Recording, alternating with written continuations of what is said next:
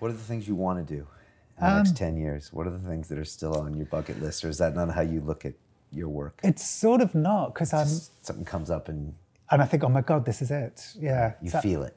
When I made my documentary, Stanley Kubrick's Boxes, I said to Christiane Kubrick, in those years between films, what was he looking for? And she said that magical moment of falling in love with the story. And that's what we're all looking for, right? All the time. Yeah. That magical moment. So that, I mean, I'm writing this, I'm doing like 3 projects at the moment, all of which I really like, and I'm really looking forward to them coming out. But beyond that, I don't really have any plans. I'm sort of edging towards a new book, but I'm not totally sure what it is yet. Okay. And you're going to stay in New York? Yeah, I'm going to stay in America. You don't recognize London anymore? No, London is an ever-changing city. So when you go back, it's harder to feel homesick because you don't recognize it anymore. New buildings are built. That fucking horrible one by the river. Can't believe it when I saw the walkie-talkie. The cheese grater or whatever. The cheese grater. The side one or the one that goes up like this? The one, yeah, that one. That's the walkie-talkie, I think, yeah. Yeah, that one. It's the worst building I've ever seen. You know why it goes up like that? To make more money. More real estate, more money. Yeah, because the higher you are in that building... The cheese grater loses money as it goes up. Right. Oh, yeah, I didn't want to malign the cheese grater. Yeah, it's that horror. It's the worst. I mean, it's so ugly, and it's ugly. An atrium at the top, free apparently, but I think you have to book in advance. Yeah, honestly, I've never felt so emotionally offended by a building as I did when I went back to London and saw that building. I understand that. Yeah. So the buildings change. The pockets change. Soho's very different to the Soho that I knew. It's become much more touristy.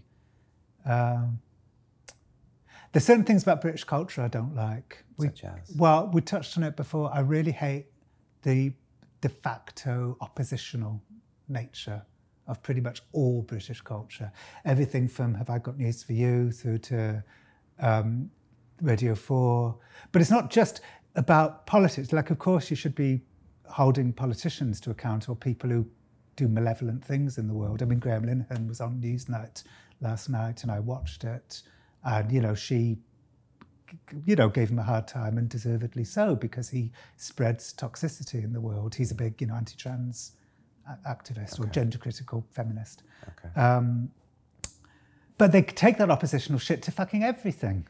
Everything it has to be oppositional now. And the thing is, I interviewed a prisoner once, and he said to me, in prison, you don't want to be a fuckboy. And I said, what's a fuckboy? And he said, a fuckboy is basically somebody weak. If that's what you're deemed, then you're easily humiliated. You ought to be a fuckboy. Now, I thought 2 things about that. First, well, that's me fucked, because basically, I think in prison I would probably be a fuckboy. I mean, luckily I'm older now, so I'd probably be left alone, because, they leave the older people alone, apparently. But my main thought was, what a strange way to judge somebody, how well they deal with an extremely stressful situation. A bunch of prisoners come into your cell, start yelling at you. You don't handle it very well, so you're like a fuckboy. It's I can think of better ways to decide whether someone's a good person or not than how they deal in that particular set of circumstances. And that's what Radio 4 is. It's oh, he's a fuckboy. Do you know what I mean? Yeah, that's the British media, is what you're saying. Yeah, it's some people don't do well in oppositional circumstances. I mean, this is personal because I'm one of those people.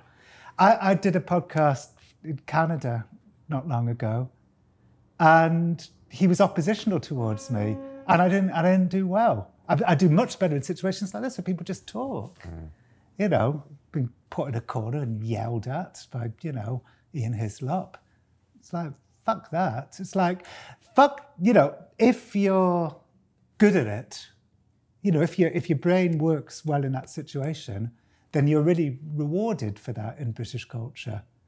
But if you're not good at it, then, you're not rewarded.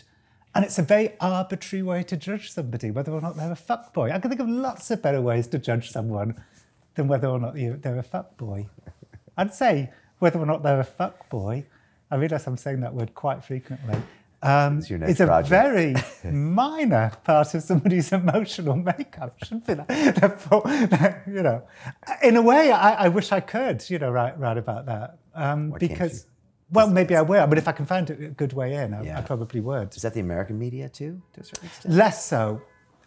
In fact... But they have these panel shows where they stick 6 people on there, and whoever yells the most is the winner.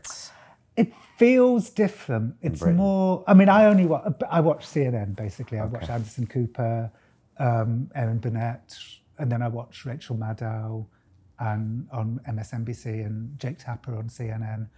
I'm sure they have those panels, but it feels different. It's a yes. People are oppositional. I mean, I saw a brilliant panel between Jeffrey Toobin and Alan Dershowitz, which was mesmerising and completely oppositional. So it's not like I'm against that, you know, per se. I'm just against it as the default. But also, it just felt different. It felt like people were allowing people to talk. They were bouncing off each other more than finding something to get the other person for. Do you know what I mean? Yeah, I know what you mean. Also, the bookers, you know, the bookers will automatically, in Britain, will find somebody has one point of view and then find somebody else who has the opposing point of view and puts them together. And it just gets tired, you know? And I don't think they do that quite so much in America. Is it always that way in Britain? Or is it recent? It feels... I think it's been like that for a long time. And as I say, like, you know, if it's politics, fine.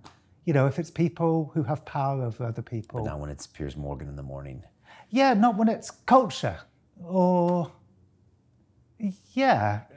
thoughtfulness. You know, my job isn't to be powerful. So I don't feel I should be forced into an oppositional situation. Right. Your job is to be creative. And thoughtful. And thoughtful. Yeah. And show us nuanced points of view that make us think. Which I've spent ages coming to, like, you know, which I've spent like the last 2 years, you know, coming to this nuanced point. And then to have to defend it in a oppositional sort of coliseum is unfair.